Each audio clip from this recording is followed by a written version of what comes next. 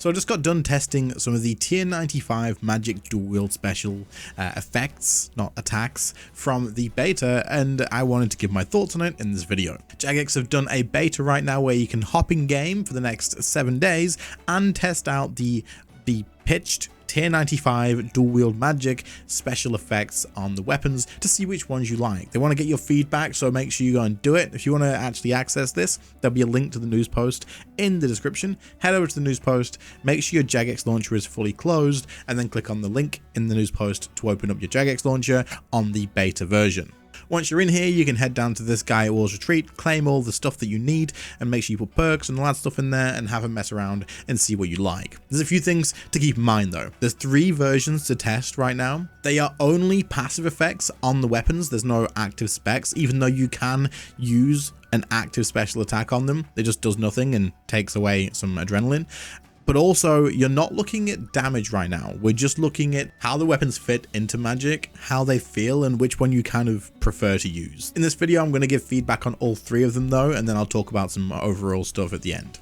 Okay, so another few things to note in the beta is that the dual wield weapons have a charge timer on them. This means that you can't swap from a Staff of Armadillo, for example, to the dual wield weapons and use the specs or the effects, sorry, straight away. You're not going to get them as soon as you swap, so we're going to be using just the weapons and looking specifically at just the weapons in this actual beta. Seeing as damage numbers don't count, we're purely going to focus on how the effects feel and not talking about, oh, this doesn't do enough damage or anything like that. Another thing is that they have temporarily unlocked the dual wield and the two-hander only abilities for magic in this beta, meaning if you're on a staff, you can use Great Concentrated Blast, and if you're on dual wield, then you can still use like Great Concentrated Blast as well, but you can also use like Magma Tempest and all that sort of stuff. This isn't going to play much into this video, but very quickly, kind of feels good to have Great Concentrated Blast on the staff when doing staff spec, but in total I've not played that long enough to really say if I like it, and I would have to have them locked to be able to fully test that anyway. So that being said, let's talk about the first weapon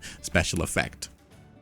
Okay, so first of all 3 of these, I think we should remove the charge effect because it just kind of makes you want to put your Staff of Armadillo in an EOF so that you can use it with the dual wield weapons, and that's not good in my opinion. So that's going to apply to all 3 of them. I'm not going to say it anymore. The first set effect has a cooldown reduction effect. So what you're going to be doing is if you ever use a non-basic ability, Threshold, Omnipower, Tsunami, anything like that, you're going to give yourself 2 stacks. When you consume these stacks by using basic abilities, you're going to get bonus adrenaline on that basic ability, which is nice, but you're also going to reduce the cooldown of wild magic by 6 seconds. This kind of means that you want to use wild magic and have it on cooldown, otherwise it kind of feels wasted a little bit, but the cooldown once you take away 12 seconds is only like 8 seconds, which means in between global cooldowns and using other thresholds, it feels like you're just using wild magic, 2 basics, wild magic, 2 basics, like it doesn't feel to flow too nicely to myself. And yes, while you still have Asphyx and Omnipower and Gothic Staff specs and all this other stuff in between, it just makes it feel like you don't have time to use everything that you want to use, and you're just using wild magic, 2 abilities, maybe a third and half of an Asphyx or something, and then wild magic again. It makes the rotation feel like 4 abilities, 5 abilities, rather than a whole lot of different ones in different orders. However, positively, I enjoy the idea of reducing cooldowns. I think it's a really, really cool idea, and I think it actually probably would have felt better if instead of bringing a cooldown back so quick, what we could have done is when you consume one of those stacks, any threshold that you did have on cooldown maybe saves 2 seconds on that cooldown, and it spreads this out across all of them. So say your Omnipower, your Tsunami, your Asphyx, and your Wild Magic are all on cooldown because you've used them because you want to prioritize those anyway. Then you use a basic, and all of those save 2 seconds, so they're back soon. That way you're not kind of forced into using one ability over and over and over and over again, but you also are getting that like reactiveness of bringing your abilities back by using the stacks in a nice way. So that's kind of how I felt using the first ones. As for the second set effect, this is very similar to this, but instead of reducing the cooldown by 6 seconds, consuming a stack gives you a 35% chance of just fully resetting it from any cooldown to 0, and you can use it again. Now, I actually enjoyed using this a lot more because it's reactive and you got to keep an eye on it, and you may end up just using wild magic basic, and that feels better than using like 2 and then another one. It just does, because of the fact that it's reactive. And if you don't get it, whatever, you just carry on using your normal stuff until you actually do reset it. I do still think it kind of cuts your rotations down a little bit too close to just wild magic though, kind of like with the first one, but it does still feel just a little bit less forced. While this is absolutely 100% still work in progress, and I'm sure Jagex were going to do this anyway, I just wanted to give the feedback. This, if this was going to be the option, needs something to give you a visual and an audio cue that you've got the reset, because you are focused 100% on whether the cooldown is reset. Like every time you use a basic, you need to be watching, is that wild magic reset? Can I use it again? Because like, how else are you going to know unless you look at it? But if you're killing a boss, you don't want to be staring at your cooldowns 24/7. You scan them, you look for your next ability, and then you focus on the fight itself to see what's going on. So having to focus on that kind of sucks. Maybe you have like an audio cue and your character glows or something to let you know that you got the reset, and then you can just use it again without having to stare at it. Like I said, I'm sure they would have done something like this, but an audio and a visual cue I think are important to get both of those. While I still didn't really like the fact that the build was pretty much just like spam wild magic as much as you can, I really do like the idea of, hey, my abilities just completely reset. Like I can use it again. I should use it again. Does it fit into my rotation? I need to think about this. It feels good. It's nice. And you feel strong doing it. I just kind of wish it wasn't just one ability. I just kind of wish it was all of your thresholds maybe had a chance, and depending on the power of the threshold, if even like Omni Power as well as an ultimate, maybe you just give it a smaller % chance that that one resets and you kind of balance it that way. I don't know how you would do it, but if you had different visual and audio cues, maybe different colors, different noises to give you a reset, and it was random, so you still throw off all of your thresholds, and then when you're using basics, maybe there's just a chance that Asphyx resets or Omni resets or Tsunami resets, and you can just use them at will if you think it's the right time. I don't know, that might be broken as crap, but I enjoy the reactionariness of it, so I would love to see that implemented somehow and be more variety than just wild magic's available again. I don't know, personally I think it could be super cool, and I like the design, just not so focused on one ability maybe. Like I said, with these two, there was just something about it that made it feel forced, and like all you were doing is wild magic, 2 basics, wild magic, 2 bit. It just felt very strange. Set effect number 3, while I was live, I kind of actually screwed up, so we're gonna go from a clean slate with this one. Number 3, overall you are focusing on damage over time effects, and it has quite a few layers to it, so let's quickly explain it. Having these equipped, whenever you use a bleed, they can automatically do all the damage at once rather than being a bleed, and then immediately reset, so you can use it straight away again. Every single tick of bleed damage that you do, including the ones that trigger all at the same time, will give you stacks on a buff that then lead to other buffs for your character. From the start, you're going to get 30% damage, and you have the chance for it to reset. Once you reach 25 stacks, you are going to get another buff that buffs all magic damage. I believe it doesn't specifically say, but all damage that you do to a target by a set amount. The highest you can get is 220 damage if you use an overload as well, and this scales off of how many stacks you have, so 100 being the most, and your magic level overall. Getting an extra 220 damage per ability you use, I assume it's per ability, is actually pretty strong, and it's just a flat damage increase. And while right now damage isn't our focus because the numbers are probably going to be changed around, the third option actually is the highest DPM output compared to the others, which I assume is because of this bit. And then finally, once you reach past 50 stacks, all basics you use will drip feed you an extra 3.6% adrenaline from that basic over the next 6 seconds, which means for 6 seconds you can stack up basics and keep feeding yourself adrenaline, so adrenaline's not going to be an issue.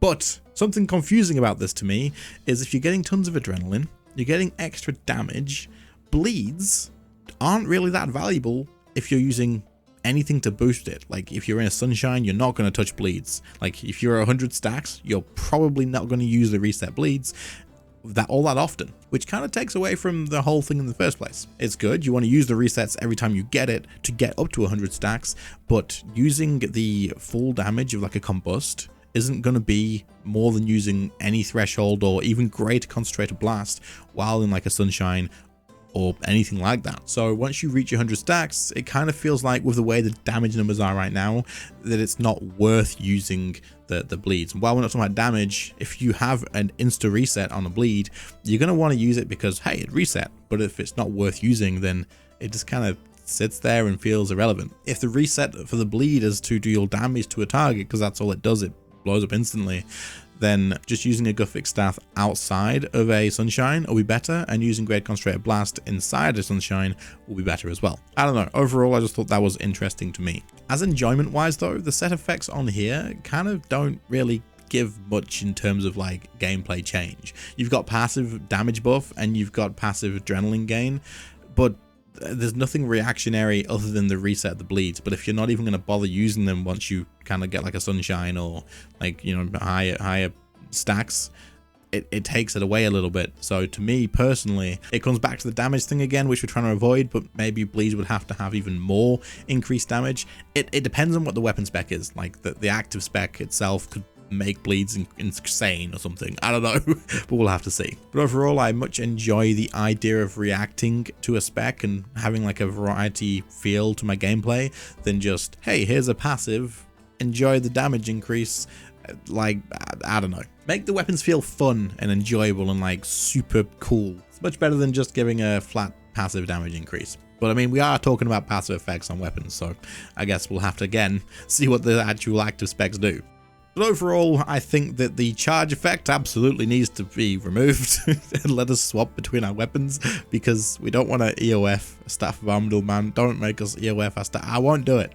I just won't do it. It's not happening. But it's going to feel bad if we have to get like a second one and EOF that. I get the whole switchscape thing and 4-ticking thing. If you want to avoid 4-ticking, just kind of block it or remove it if you have to. But I don't think a skill ceiling thing is bad, as long as the dual wield stands up on its own if people want to camp that, and as long as the Staff of Armadillo stands up on its own if people want to camp that, then having people switch between weapons to get a bit of extra damage shouldn't really be an issue and shouldn't have to be something that we block. Skill ceilings are cool, they're good to watch, and they're good to be like a goal that people push towards. You don't want to restrict them. There's a reason that games like MOBAs like League of Legends and Dota 2 have such a addictive audience, is because the skill cap's always there and you can always improve. Having this in RuneScape PVM is always a good thing too. So absolutely remove the charge thing, in my opinion. I think if we're going to go with passive effects like stacks and stuff, then they do need to carry over if you're going to change weapons. So if you are going to change from your wand and orb to your staff, those stacks probably still should stay. They don't have to apply when you're using the staff. Like the basics don't need to consume the stacks when you're using the staff, but just don't lose them. Don't be punished for swapping your weapon over in the middle of a fight. I really enjoy the idea of reacting to things happening from using the weapon. The ability resets and the cooldown reduction is a really cool idea. The reset one was by far the most enjoyable one, because it feeds that dopamine of when you use a basic, the ability is just reset and you're like, oh, I can throw it again.